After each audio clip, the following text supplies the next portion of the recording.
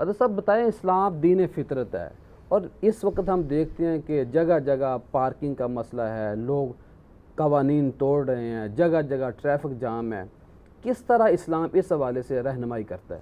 الحمدللہ رب العالمین والصلاة والسلام علی سید المرسلین وعلی آلہ وصحبہ اجمعین، اما بعد فاعوذ باللہ من الشیطان الرجیم، بسم اللہ الرحمن الرحیم، رب اشرح لی صدری ویسر لی امری واحلل عقدۃ من لسانی یفقہوا قولی. نقشبندی صاحب، یہ بڑا اہم عنوان ہے اور اجتہاد پروگرام میں آپ نے آج جو اس کو منتخب کیا، میں سمجھتا ہوں یقیناً آج ہماری سوسائٹی کو، ہمارے معاشرے کو، ہماری ریاست کو اس کی بے حد ضرورت ہے کہ ہم اپنی عوام کو آگاہ کریں کہ اس میں بھی کوئی شک نہیں کہ اسلام ایک مکمل ضابطہ حیات ہے، ایک مکمل نظام زندگی ہے.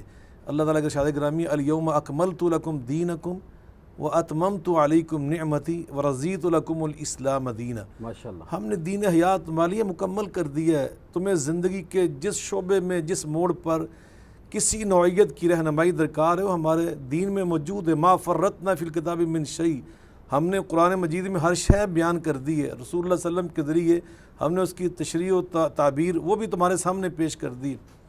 نبی کریم علیہ الصلوۃ والسلام نے ہمیں ارشاد فرمایا کہ الایمان بضع و ستون شعبۃ، اور ایک روایت میں الایمان بضع و سبعون شعبۃ. واہ، یہ صرف مسئلہ نہیں ہے ٹریفک کا، یہ قانون نہیں ہے، اس کا تعلق ہمارے ایمان کے ساتھ ہے. کیا بات! اسلام ایک درجہ ہے اور اسلام سے اوپر جو درجہ وہ ایمان ہے. وقالت الاعراب آمنا قل لم تؤمنوا ولکن قولوا اسلمنا ولما يدخل الایمان فی قلوبکم. عربی لوگوں نے آ کے بارگاہ نبوت میں عرض کیا کہ ہم ایمان لے آئے. اللہ فرماتے ہیں ان سے فرمائیں ابھی تم نے پہلی سیڑھی پہ قدم رکھا ہے، تم ابھی اسلام لائے ہو، ایمان ابھی نہیں تم لائے. ایمان تب آئے گا جب تمہارے دل کی گہرائیوں میں اتر جائے گا. نبی پاک صلی اللہ علیہ وسلم نے ٹریفک کے معاملات میں کیا ارشاد فرمایا کہ الایمان بضع و سبعون شعبۃ، ایمان کی کئی شاخیں ہیں 70 سے اوپر. افضلها، ایک روایت میں اعلیٰ قول لا الہ الا اللہ، لا الہ الا اللہ کہنا یہ سب سے بڑی شاخ ہے. وادناها اماطۃ الاذی عن الطریق، سڑک اور راستے کو تکلیف دہ چیزوں سے صاف کرنا، پاک رکھنا اور ان چیزوں کو وہاں سے ہٹا دینا تاکہ گزرنے والوں کو تکلیف نہ ہو. فرمایا یہ ایمان ہے، یہ ہمارے ایمان کی نشانی ہے. نبی پاک صلی اللہ علیہ وسلم فرماتے ایاکم والجلوس فی الطرقات، راستوں میں بیٹھنے سے بچو. اگر بہت ہی ضرورت ہے، کوئی مجبوری بن گئی تو فرمایا پھر 5 حق ہیں اس راستے کے. فات الطریق حق ہو، راستے اور سڑک کو. ابھی آپ کہہ رہے پارکنگ کا مسئلہ ہے، اور یہ ہم نے تو ساری سڑکیں تو ہم نے وہ جناب وہاں پہ نجائز تجاوزات کھڑی کر دی، اس لیے یہ مسئلہ بنا ہوا ہے. تو یقیناً سب سے پہلا معاملہ ہے ہم سڑکوں سے نجائز تجاوزات کو ہٹائیں، اور یہ اللہ کے رسول کی بنیادی تعلیم ہے. آپ نے بڑا اچھا بتایا. علامہ صاحب یہ بتائیں کہ کوئی ایسا واقعہ کہ جس میں نبی پاک صلی اللہ علیہ وسلم نے گدھوں گھوڑوں جو اس وقت سواری تھی کس طرح ان کو استعمال کرنے کا کہا. ساتھ یہ بتائیں کہ جو ہیلمٹ ہے اس سے جانیں جا رہی ہیں، لوگ زخمی ہو جاتے ہیں، جب زخمی ہو جاتا ہے بندہ تو وہ فوت بھی ہو سکتا ہے. تو یہ خودکشی کے ذمے میں آتا ہے. کس طرح، یعنی مقصد یہ ہے کہ ہم لوگوں کو بتائیں کہ اسلام ٹریفک قوانین کے حوالے سے بھی ہمیں گائیڈ کرتا ہے. بلا شبہ قرآن مجید فرقان حمید میں اللہ رب العزت کا ارشاد گرامی ہے وَلَا تُلْقُوا بِأَيْدِيكُمْ إِلَى التَّهْلُكَةِ، ہرگز وہ کام نہ کرو کہ جس کا رزلٹ اور جس کا انجام تمہاری ہلاکت پر منتج ہوتا ہو. ان چیزوں سے اللہ تعالیٰ نے ہمیں قرآن مجید میں کلیئر طور پر منع کر دی ہے. صحیح. اب ہیلمٹ پہننا جو ہے یہ ہماری سیفٹی کے لیے، ہماری حفاظت کے لیے. اور جیسے حضرت پروفیسر صاحب نے ابھی ارشاد فرمایا قرآن پاک کی آیت مبارکہ کا حوالہ دے کر کہ یا ایھا الذین آمنوا اطیعوا اللہ واطیعوا الرسول واولی الامر منکم، اللہ کی اطاعت کرو اور اللہ کے رسول مقبول صلی اللہ علیہ وسلم کی بھی اطاعت کرو، حکمرانوں کی بھی اطاعت کرو جو تمہارے لیے ایسے قوانین بناتے ہیں، اور وہ قوانین بھی ایسے ہوں کہ اللہ اور رسول کے اصولوں کے اور ارشادات کے وہ مخالف نہ ہو. لا طاعۃ لمخلوق فی معصیۃ الخالق. نبی پاک صلی اللہ علیہ وسلم جب فتح مکہ ہوا، آپ اونٹنی کے اوپر سوار تھے. حدیث پاک کے اندر اور سیرت النبی کی ساری امہات الکتب کے اندر یہ حدیث موجود ہے کہ نبی کریم علیہ الصلوۃ والسلام نے اس وقت جو لباس پہنا ہوا تھا اس میں یہ تھا کہ آپ نے سر مبارک پر لوہے کی ٹوپی، جس کو عربی میں مغفر کہتے ہیں، جس کا آج ہم ترجمہ ہیلمٹ کرتے ہیں، وہ آپ نے پہنا ہوا تھا، اور یہ آپ کو اسوہ حسنہ جس کے بارے میں اللہ تعالیٰ فرما رہے ہیں لَقَدْ كَانَ لَكُمْ فِي رَسُولِ اللَّهِ أُسْوَةٌ حَسَنَةٌ۔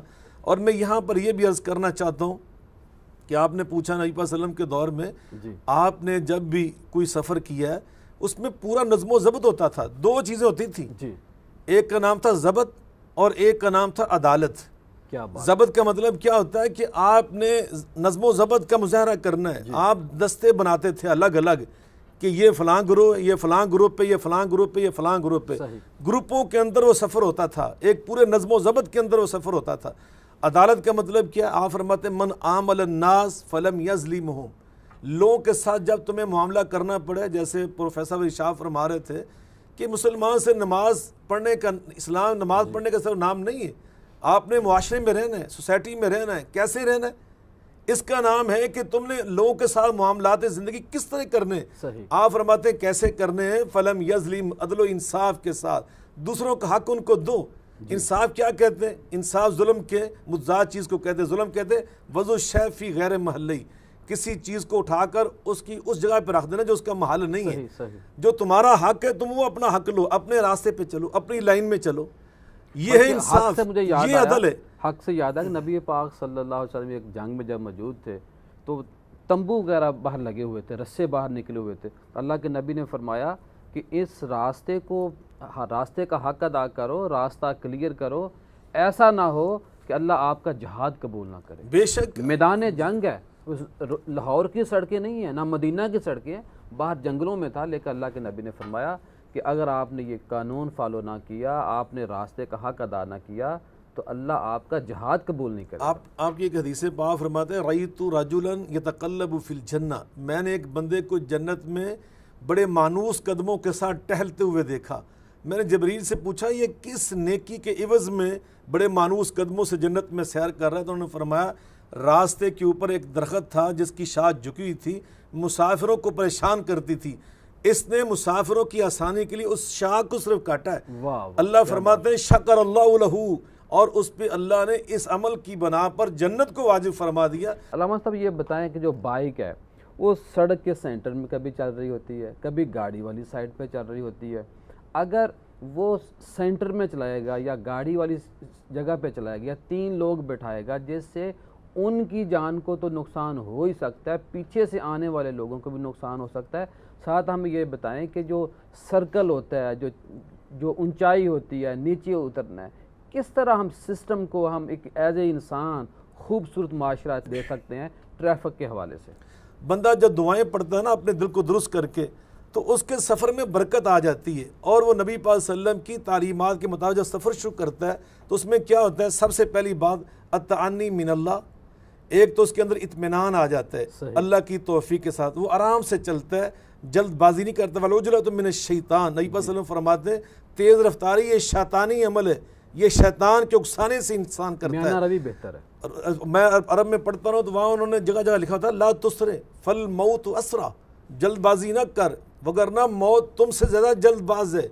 اولادک ینتظرونک فی بیتک، خیال کر تیرے بچے گھر میں تیرا انتظار کر رہے ہیں، اس طرح کی باتیں لکھی ہوتی۔ اس لیے انسان کو جلد بازی سے ہمیشہ احتراز کرنا چاہیے، چاہے وہ موٹر سائیکل پہ اور چاہے وہ گاڑی میں، کسی چیز میں۔ نمبر 2، جب اشارے پہ آتا ہے نا، ون ویلنگ ہوتی ہے، خودکشی، میں ادھر آ رہا ہوں، اشارے کے اوپر بندی کرنی چاہیے۔ آج علماء نے، جو بڑے بڑے علماء، بڑی کمیٹیاں دنیا بھر کے اسلامی ممالک میں، انہوں نے یہ فتویٰ دے دیا ہے جو بندہ اشارہ کراس کر جاتا ہے اور اشارے کی پابندی نہیں کرتا اور کسی حادثے کا شکار ہو کے مر جاتا ہے، اس کی موت خودکشی کی موت ہے، اس کی موت عام مسلمان کی موت نہیں ہے۔ اور اگر وہ کسی کو ساتھ مار دیتا ہے اپنی اس حرکت سے، من قتل نفسا بغیر نفس او فساد فی الارض فکانما قتل الناس جميعا، وہ اتنا بڑا مجرم ہو کے خود مرتا ہے کہ گویا پوری انسانیت کا قاتل ہو کے مرا۔ اب آپ نے جو پوچھا ہے کہ موٹر سائیکل کی بات، میں یہ سمجھتا ہوں سچی بات ہے، یہ حکمرانوں کی ذمہ داری ہے، وہ اس بات کا خیال کریں کہ سڑکوں کے اوپر آج سب سے زیادہ حادثات پاکستان میں، اس کا سبب موٹر سائیکل بن رہی ہے۔ موٹر سائیکل اتنی کثرت کے ساتھ روزانہ ہماری سڑکوں کے اوپر آ رہی ہے کہ سڑکیں اس کی متحمل نہیں ہیں۔ ہمارے روڈز اتنی روزانہ موٹر سائیکل کا روڈ کے اوپر آنے کے، مہذب معاشروں میں کیا ہوتا ہے، وہ سڑکوں کی کیپیسٹی کو دیکھ کر گاڑیاں رجسٹر کرتے ہیں ہر سال، اور یہاں پر اتنی موٹر سائیکل آپ کسی جی ٹی روڈ کے اوپر جا کے دیکھیں، اور 6 لوگ بیٹھے ہیں، 6 لوگ، یقیناً پوری فیملی، چھوٹے چھوٹے معصوم بچے، بیبیاں پیچھے بیٹھی ہوتی ہیں، کسی کا برقع، کسی کی چادر پھنس جاتی ہے، اور وہ گاڑیاں، وہ موٹر سائیکل الٹ جاتی ہیں، اور خود بھی وہ بیچارے زخمی ہوتے ہیں یا مر جاتے ہیں، اور بہت سارے لوگوں کے لیے حادثات کا سبب بنتے ہیں۔ میں کہتا ہوں بڑی روڈوں کے اوپر تو بالکل اس پہ پابندی لگانی چاہیے، اس کی بالکل گنجائش نہیں آپ ہے۔ یہ خان کہہ صاحب رہے ہیں تشریف کہ جو فرمائیں، چیزوں کو first زیادہ time سمجھتے گاڑی ہم کی سے